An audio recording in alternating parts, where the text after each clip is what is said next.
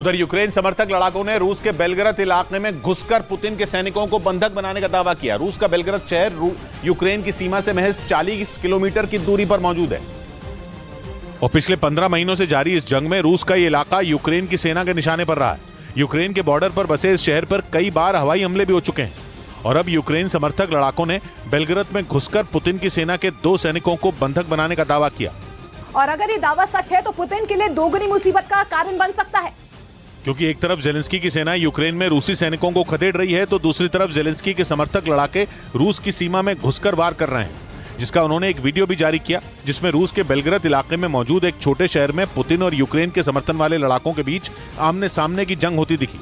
इधर बालासोर रेल हादसे की सीबीआई जांच के आदेश पर सियासत गर्मा गई। कांग्रेस अध्यक्ष मल्लिकार्जुन खड़गे ने तो इस मामले में प्रधानमंत्री को चिट्ठी भी लिखी। उन्होंने बालासोर रेल हादसे की सीबीआई जांच पर सवाल खड़े किए और इस मामले में प्रधानमंत्री को चिट्ठी लिखी। खड़गे ने अपनी चिट्ठी में लिखा कि सीबीआई का काम अपराध की जांच करना है, न कि रेल हादसे की। इसमें सीबीआई कहां आ जाती है? सीबीआई तो क्रिमिनल केसेस वगैरह के लिए होती है। बालासोर रेल हादसे की सीबीआई जांच के आदेश पर सियासत गरमाई तो बीजेपी ने भी कांग्रेस को जवाब दिया। हम किसी को भी छोड़ेंगे नहीं, हम जिम्मेवारी लेते हैं। विपक्ष का तर्क है कि रेलवे की तकनीकी टीम मामले की जांच कर सकती है, इसलिए इसकी जांच सीबीआई को देना उसके गले नहीं उतर रहा। उधर ओडिशा के बालासोर में ट्रेन हादसे के 3 दिन बाद फिर से ट्रेन सेवा शुरू हो गई और उस रेल ट्रैक की मरम्मत हो गई जिस रेल ट्रैक पर यह भीषण हादसा हुआ था और अब उस ट्रैक से पहले एक मालगाड़ी को रवाना किया गया। और इस दौरान रेल मंत्री अश्विनी वैष्णव लगातार ग्राउंड जीरो पर डटे रहे। जैसे ही ट्रैक पर मालगाड़ी गुजरी, अश्विनी वैष्णव ने पहले हाथ हिलाकर मालगाड़ी को रवाना किया और फिर राहत की सांस ली। तो वहीं इस हादसे की जांच सीबीआई से कराने का फैसला किया गया है। केस को, इस पूरे मामले को सीबीआई के पास देने का रेलवे बोर्ड की तरफ से रिकमेंडेशन किया जा रहा है। ट्रेनों के चलने पर यात्रियों ने भी राहत की सांस ली। जो अभी ट्रेन आ रहा है तो इससे आस्ते आस्ते लाइन क्लियर होगा और आदमी को जो है, पब्लिक को बहुत जो है आश्वासन महसूस होगा। 3 दिन बाद ट्रेनों की आवाजाही शुरू होने पर बालासोर रेलवे स्टेशन पर लोगों की काफी भीड़ दिखाई दी और यात्री अपनी ट्रेन का इंतजार करते दिखाई दिए। इस बीच कंगाली से जूझ रहे पाकिस्तान में परमाणु बम बेचने की चर्चा शुरू हो गई।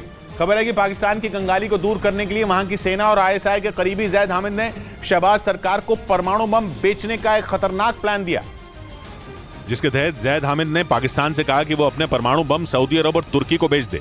जैद हामिद ने बयान दिया कि अगर सऊदी अरब को 5 परमाणु बम बेचे जाएं तो वो $2500 करोड़ यानी करीब 7 लाख करोड़ पाकिस्तानी रुपए देगा। वहीं तुर्की भी 5 परमाणु बमों के बदले $2000 करोड़ यानी करीब 6 लाख करोड़ पाकिस्तानी रुपए देगा। रिपोर्ट के मुताबिक पाकिस्तान के पास 150 से ज्यादा परमाणु बम है। हालांकि पाकिस्तान के लिए परमाणु हथियारों का सौदा करना इतना आसान नहीं होगा, क्योंकि उसके परमाणु हथियारों पर दुनिया भर की नजर है। और सिर्फ यही नहीं, बल्कि आर्थिक तंगी की मार झेल रहे पाकिस्तान में अब एयरलाइन की सेवा ठप होने का खतरा भी मंडराने लगा। IAT यानी इंटरनेशनल एयर ट्रांसपोर्ट एसोसिएशन ने चेतावनी दी कि फंड की कमी की वजह से पाकिस्तान में अंतर्राष्ट्रीय विमानों की उड़ानों पर रोक लगाई जा सकती है। इसका मतलब यह हुआ कि पाकिस्तान को अब जल्द ही अपने विमानों को जमीन पर खड़ा करना पड़ सकता है। बताया गया कि व्यापार से मिलने वाला टैक्स वापस न मिलने की वजह से इंटरनेशनल एयर ट्रांसपोर्ट एसोसिएशन ने पाकिस्तान में एयरलाइंस की सेवा जारी रखने से इनकार कर दिया, जिससे वहां काम करने वाली विदेशी कंपनियों के लिए मुश्किलें बढ़ गईं। वहीं यह भी दावा किया जा रहा है कि 30 जून तक पाकिस्तान को अगर विदेशों से मदद नहीं मिली तो उसे बड़े संकट का सामना करना पड़ सकता है। और यही वजह है कि पाकिस्तान में विमानों की सेवा ठप करने की नौबत आ गई।